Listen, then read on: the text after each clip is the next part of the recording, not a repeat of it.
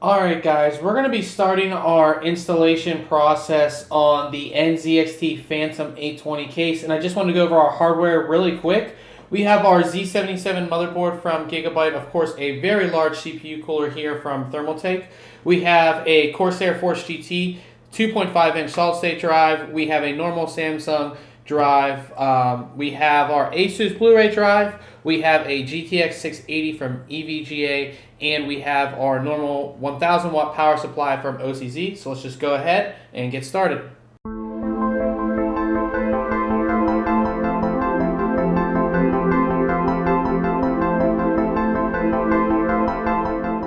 The first thing that you're going to want to do is install your motherboard. So you want to go ahead and put in your IO shield and just go ahead and take your motherboard here.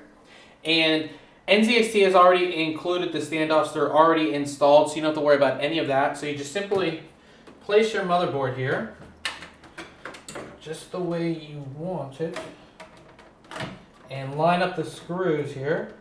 And it looks like everything lines up perfectly. I've seen this a lot now. With a lot of the older cases, just sometimes the screws just didn't line up correctly and you would have to kind of push and hold in your motherboard and screw it in. A lot of these cases now, especially the last couple I've reviewed from multiple companies, their lineup here is just perfect. It makes it so your motherboard will go in perfectly. You don't have to hold it and try to screw it in. You can just sit it there and then go ahead and screw it in. So we're going to go ahead and secure this with screws and move on to the next step.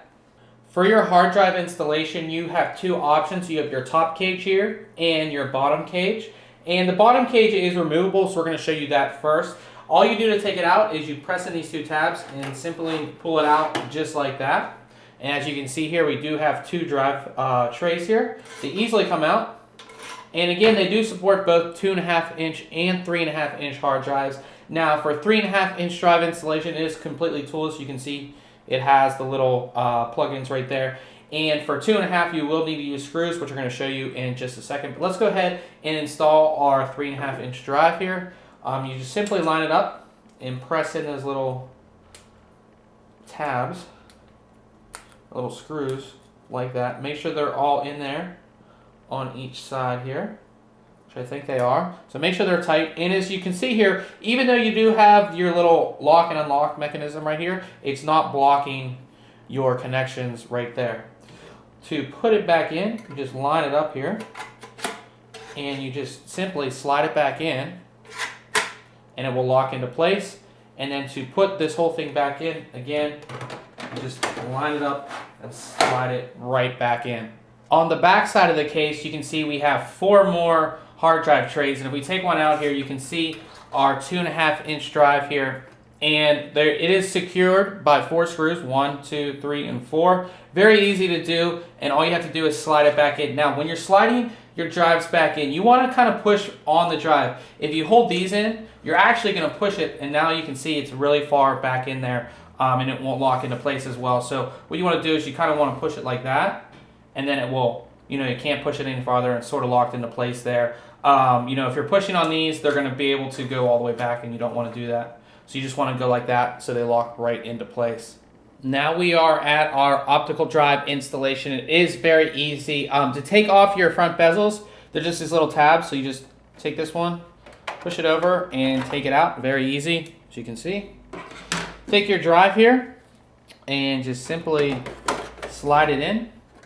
And there are these tabs on the side that you just loosen up a little bit, and then if you push it in, it should lock into place here. There it goes.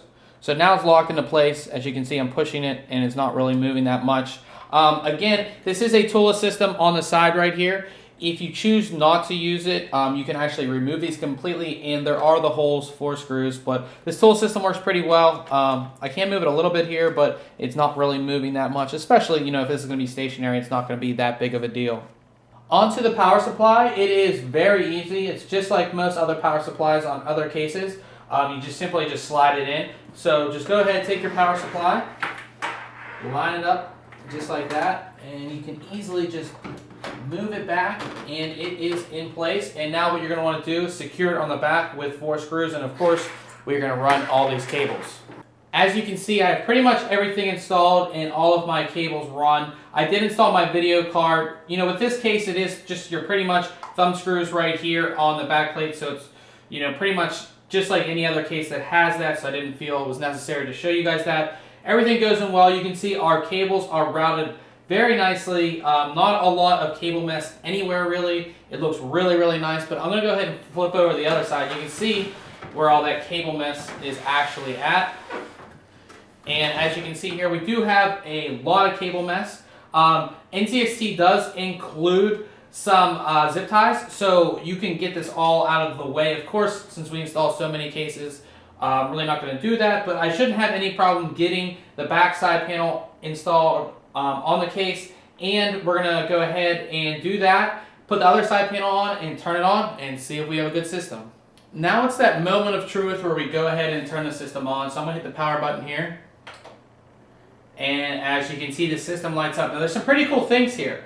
If we open this front panel, there's this LED mode. So if I press this once, it's going to turn these LEDs on. There's two on each side.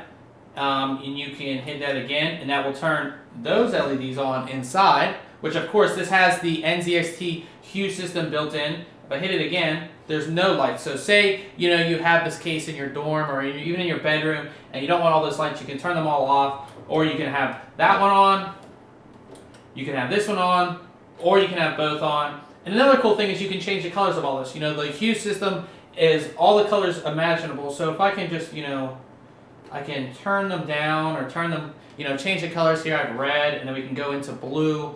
It's very cool. It's just something that you don't see in a lot of cases, especially with all the functionality of it.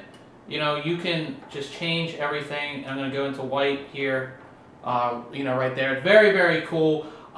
You know, if you're familiar with the Hue system, you know which all it can do, which I'm not really going to go into, but you can change the colors on this. You know, if you're not feeling white, you know, you can go back to like a blue or something like that. So this basically wraps it up for our installation on the NZXT Phantom 820 case. Check back very soon on ThinkComputers.org for the full written review. And remember, if you like our videos, why don't you subscribe? Catch you guys later.